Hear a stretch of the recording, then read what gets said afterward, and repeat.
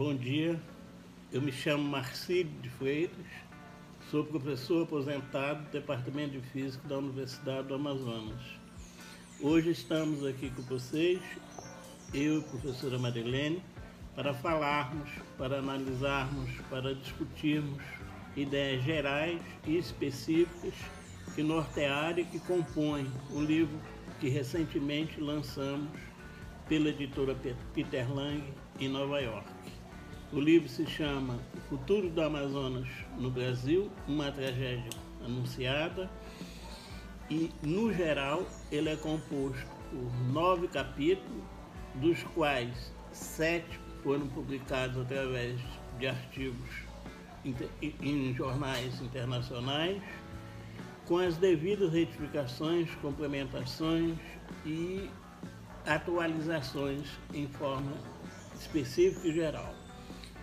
Esses artigos foram publicados a partir de 2017, em conjunto com a professora Marilene, e eles têm como foco central a Amazônia, os problemas que a Amazônia coloca para o mundo, os problemas que o mundo coloca para a Amazônia, a importância da Amazônia na globalização das questões ambientais, as relações da Amazônia com a ciência, com a sustentabilidade e com a religião, no que diz respeito aos fundamentos dessas instituições, o desastre decorrente dos grandes projetos implantados na Amazônia desde o início do século passado, século XX, os grandes problemas não sustentáveis que têm movimentado, digamos assim, o Estado brasileiro nos últimos 2 anos, incluindo a tragédia de Mariana e de Brumadinho, a questão indígena em forma mais ampla e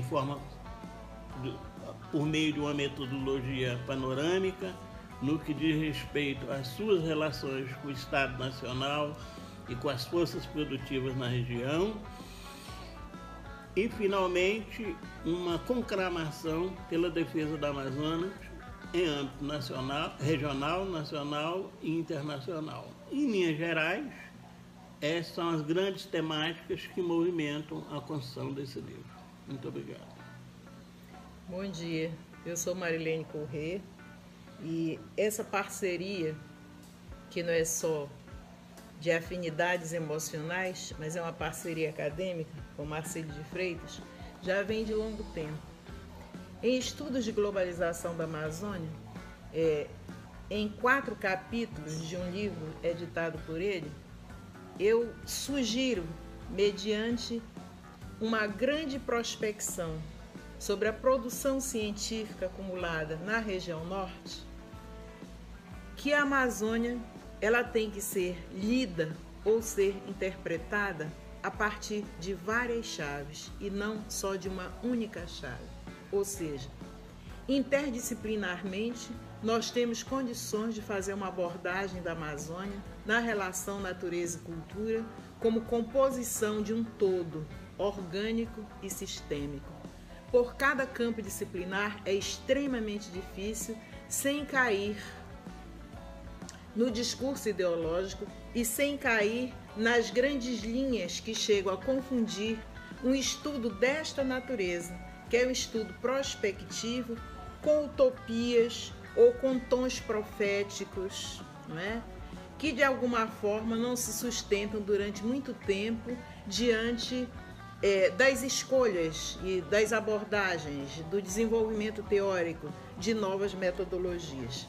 Então, nesse livro, a primeira preocupação é identificar como é que a Amazônia surge enquanto unidade territorial, política e, eu diria, ecológica, né?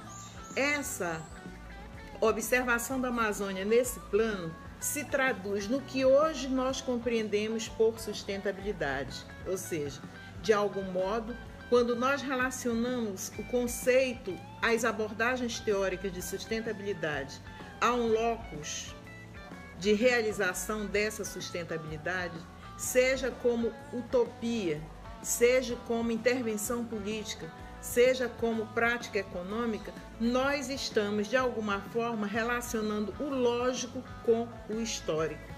É nesse momento que a Amazônia passa a ter uma outra composição que não apenas a categoria de análise. Passa a ter o rosto da história, o rosto da geografia, o rosto das ciências da natureza, mas especialmente passa a ter um enfoque de uma dimensão fundamental que é a cultura. Não só a cultura que a compôs como fisiografia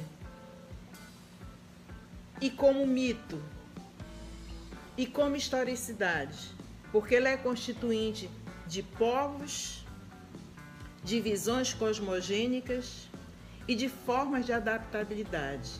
Nesse momento, toda a nossa interpretação e todo o nosso esforço interpretativo, melhor dizendo, vai convergir para responder inúmeras questões que o livro põe no seu início, né? Como bem frisa o Marcelo de Freitas.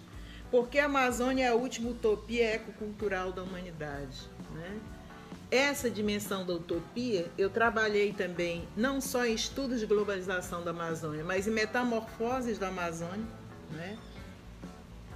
Imagina, em 1997, lá se vão alguns anos.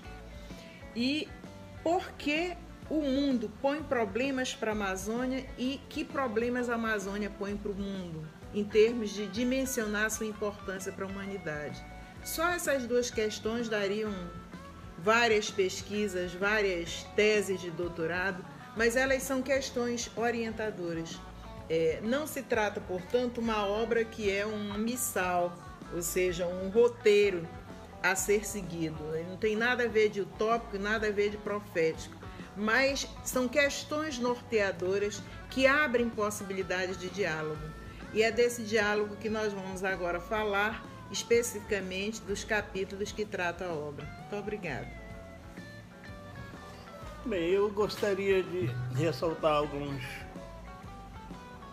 fios condutores, né, que nós utilizamos, particularmente da minha parte, na construção dessa obra. E eu me lembro muito bem quando eu entrei na universidade, em 1972, portanto já faz um bom tempo.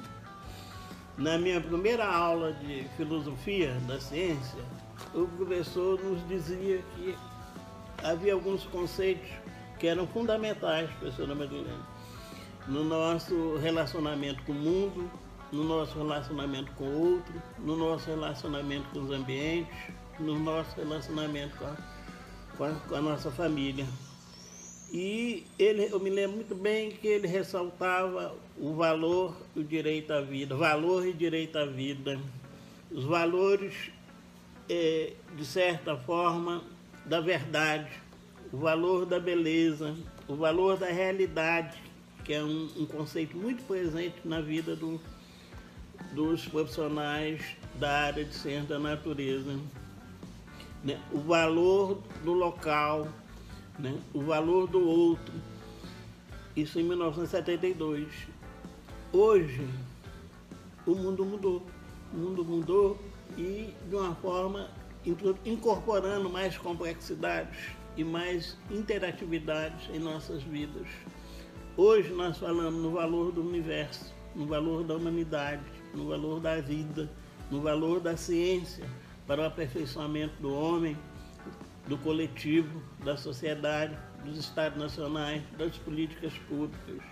Então, o valor, né, da natureza, o valor intrínseco da natureza, a questão do serviço, valor da natureza e serviços ambientais, natureza e soberania, enfim, é nesse contexto mais complexo em que se insere a Amazônia.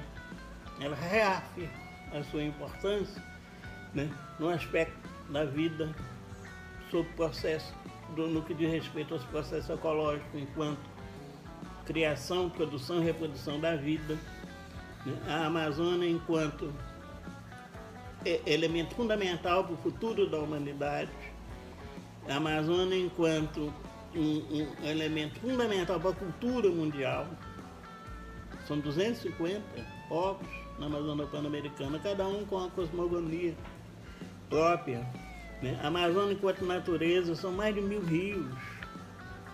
É fantástico, uma coisa fantástica. São projeções fantásticas. Né?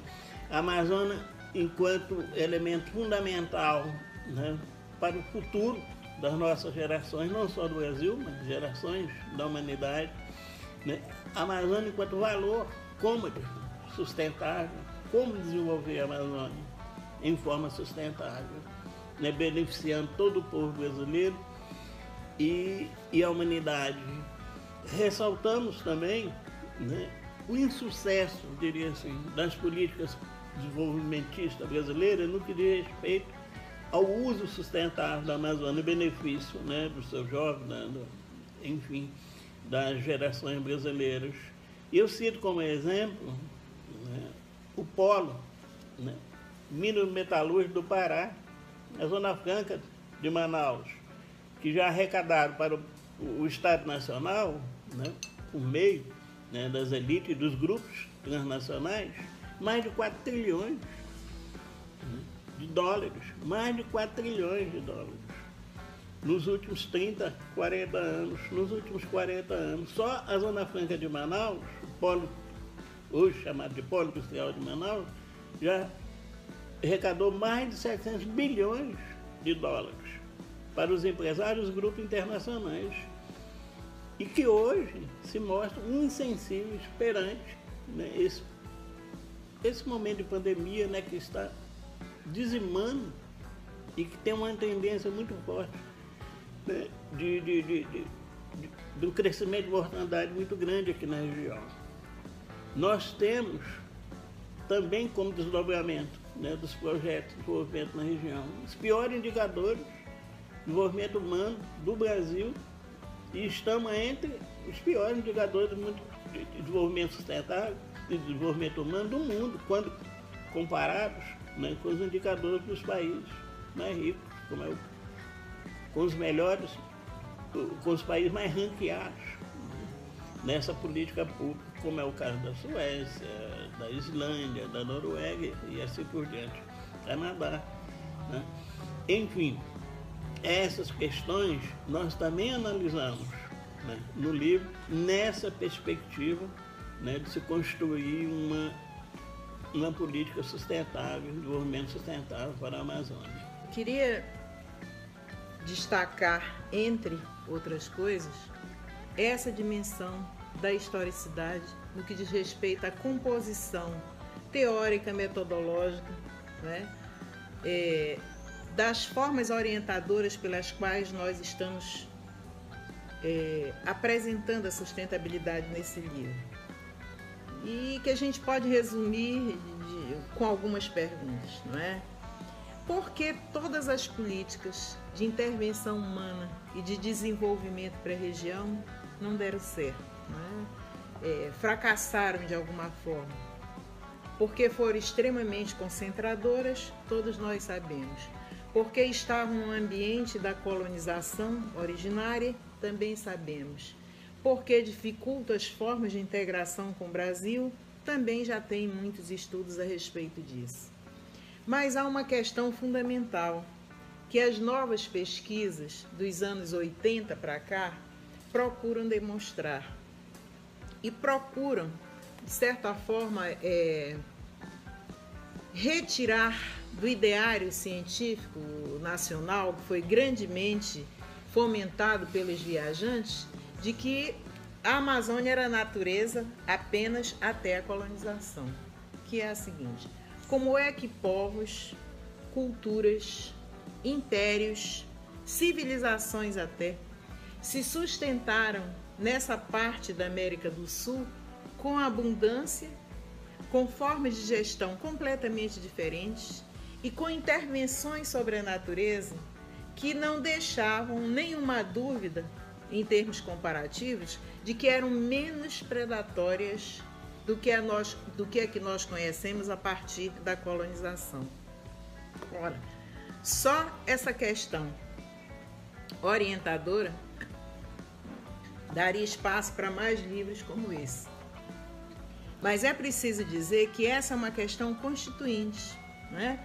Porque a arqueologia vem demonstrando, nas suas prospecções, que nós éramos sociedades grandemente produtoras de recursos, que alimentávamos grandes grupos populacionais, de que esses povos tinham uma rigidez de saúde extremamente eficiente, vamos dizer assim, extremamente facilitadora dos seus processos reprodutivos, e que inúmeras tecnologias apropriadas foram desenvolvidas.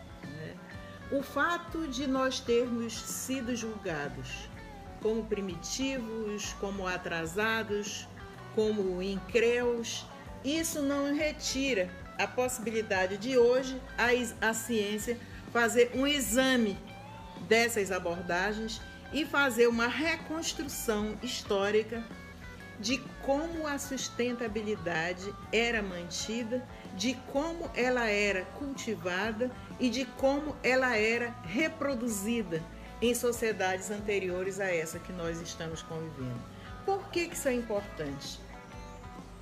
Porque nós poderíamos repensar o que nós consideramos ameaçador, porque nós poderíamos repensar o que nós consideramos como dominância predatória, e nós poderíamos pensar quais são as possibilidades ainda existentes diante do quadro histórico que nós temos na Amazônia contemporânea, seja ela a nossa parte nacional, seja ela a nossa parte continental. Então eu diria que questões que esse livro levanta, especialmente o capítulo que concerne essas relações natureza, cultura e intervenções sustentáveis, são fundamentais.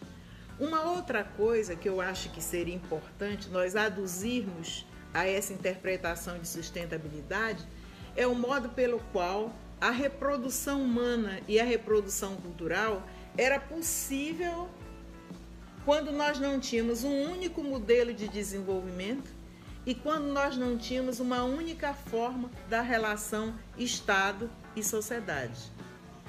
Ou seja, esta dimensão é fundamental porque no que diz respeito à reconstrução humana e à projeção do futuro, né, nós termos, digamos assim, eu não digo um cardápio, mas nós termos um portfólio de experiências sustentáveis para além daquelas que nós hoje, ditos civilizados, queremos impor aos outros, com as nossas regras, com as nossas técnicas, com os nossos modos de domínio, não é? Mas especialmente com a nossa forma de pensar.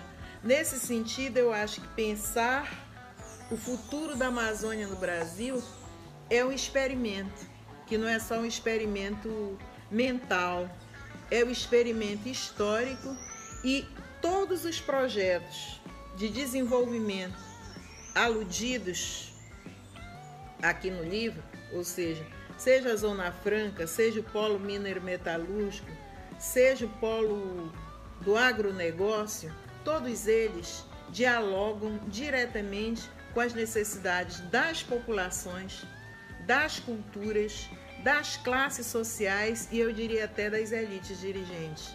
Essas elites têm sido extremamente insensíveis no que diz respeito a essa dimensão histórica da sustentabilidade. Porque é essa dimensão histórica que permite que nós apresentemos no livro as dimensões heurísticas das experiências que não foram sustentáveis e das experiências que, de certa forma, conclamam o esforço enorme da ciência e da inteligência a serem mobilizadas para superarmos essa situação. Eu gostaria de encerrar minha fala reafirmando a importância da Amazônia para o Brasil e para o mundo. E, com convicção, eu posso afirmar que a Amazônia, pelo menos na minha perspectiva, e isso está claro no nosso livro, é uma das únicas possibilidades do Brasil entrar para o rol dos países envolvidos.